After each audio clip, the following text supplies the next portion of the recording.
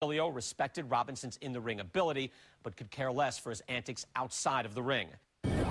He was in love with himself. He was arrogant, a real egotist, and thought that nobody was better than him, and everybody had to get down on their hands and knees for him. I'm a stubborn SOB too, and I'm not going to get down on my knees, hands and knees for anybody. In 1952, I had just fought Billy Graham on television. I took my wife to New York City. We were walking down Broadway. This pink Cadillac pulls up. Sugar Ray Robinson and a group get out, and I said, I want to meet him. He went up and I introduced myself, said I just fought Billy Graham last week on television in Chicago, and he gave me a brush off. I was embarrassed, and I said, someday I'm going to fight that SOB and kick his ass. That was 1952. Well, it took 5 years. By 1957, I got my chance at him. Both Robinson and Basilio were inducted into the International Boxing Hall of Fame in 1990. Later in the show, we'll get Al Bernstein's take on Basilio. But first, we present Fighting the Mob, the story of Carmen Basilio. Thanks for watching ESPN Classic.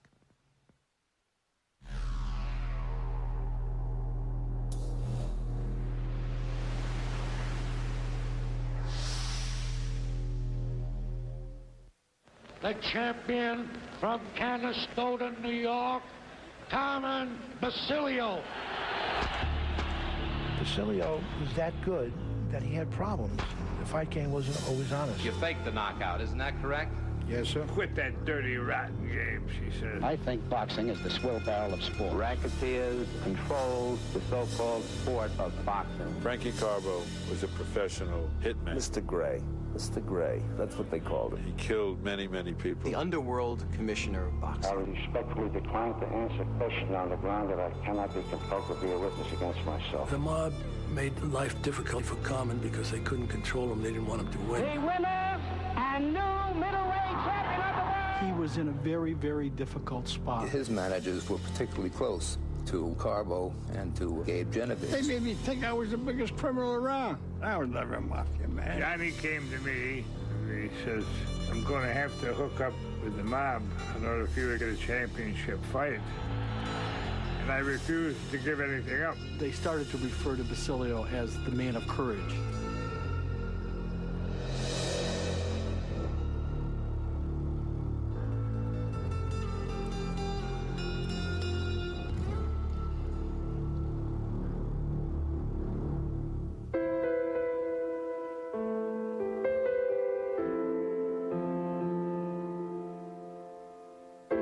Carmen Basilio was born and grew up in Canastota, New York. And out of Canastota, New York, there's a narrow highway that runs northwest to Oneida Lake. And about 4 miles out of town, there are what used to be called the mucklands. And they used to go out and pick onions in these mucklands. You know, it's a rich black soil, but in the summer sun, it can burn your hands and burn your feet. And the weather was very temperamental. I mean, you could lose a whole year's crop in a single July afternoon when the hail came, and you could sometimes literally see it coming down the rows in the field. If you were old enough to walk and eat, you had to work. Everybody worked. There was a job for everybody on the farm. And they would live right there and get up at 5 o'clock in the morning. Whole families of people, kids and everybody, on their hands and knees, working in onions. We hated it. We were kids. Who wants to work when you're a kid? One day, he said, I finally had it. I had done a little fighting, and I stood up and I said to my Pa, Pa, I'm quitting.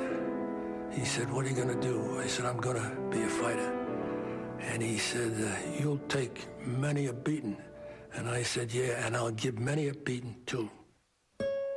My father was a boxing nut.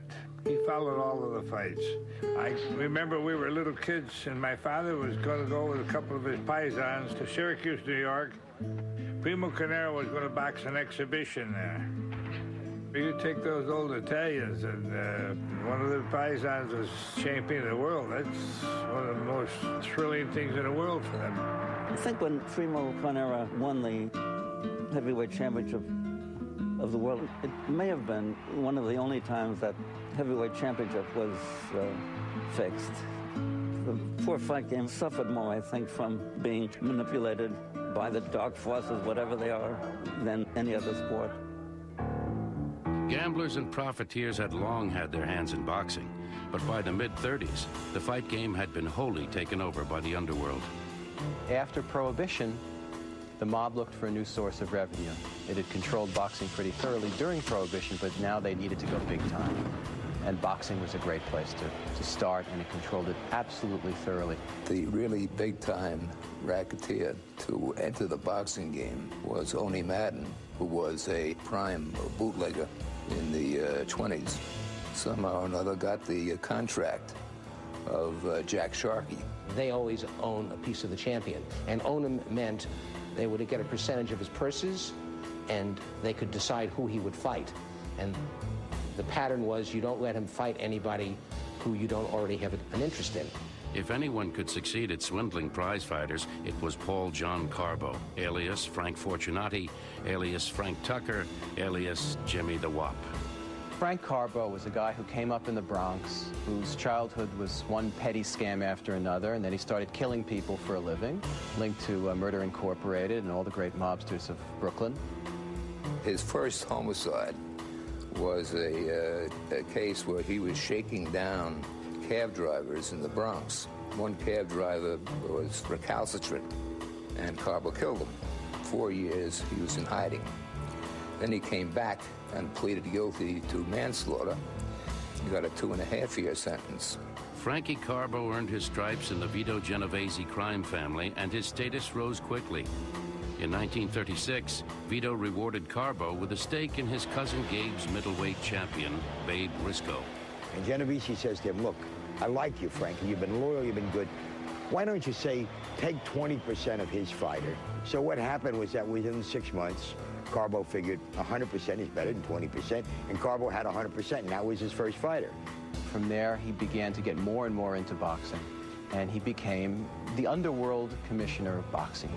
If you said Carbo to someone in boxing, it would go like this. Mr. Gray, Mr. Gray. That's what they called him, Mr. Gray. Carmen Basilio knew little of the gray-haired Frankie Carbo. Clean-cut, 21, and fresh out of the Marines, Basilio had one thing on his mind, earning a living. Somebody said to me, you want to make $50? I said, how do you do that? He said, fight a professional fight in Binghamton, New York. I said, yeah. So I turned pro, went down and had my first pro fight in Binghamton, New York, and I won by TKO in the 3rd round. After about my 3rd or 4th pro fight, I come home and my eye was all black and blue and closed. My mother, she had a fit. You quit that dirty, rotten game, she says.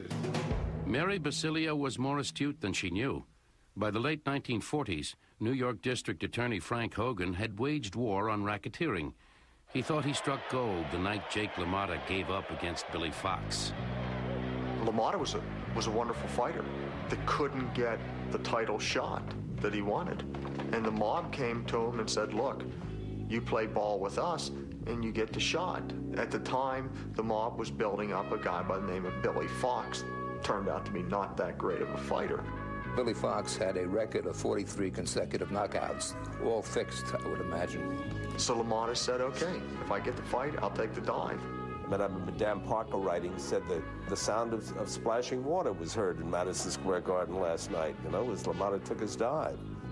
Here's a guy who knew the difference between right and wrong then, but it didn't influence him very much. Besides the promise of a title shot, LaMotta allegedly received a $100,000 bribe, but District Attorney Hogan had no proof.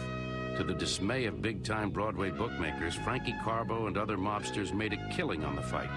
The scam caused enough of a stink that the New York Boxing Commission fined LaMotta $1,000 and suspended him indefinitely. LaMotta was a street kid. Grew up in Lower East Side, went to the Bronx, fended for himself. Basilio, grew up in Canastota, New York. Had a family, upbringing, do the right thing, and he didn't have to look toward the mobsters. Carmen Basilio was a man with honor, a man of integrity.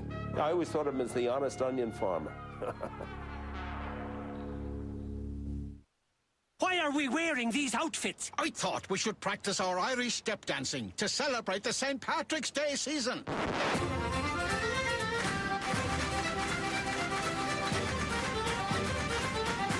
We're cooking now!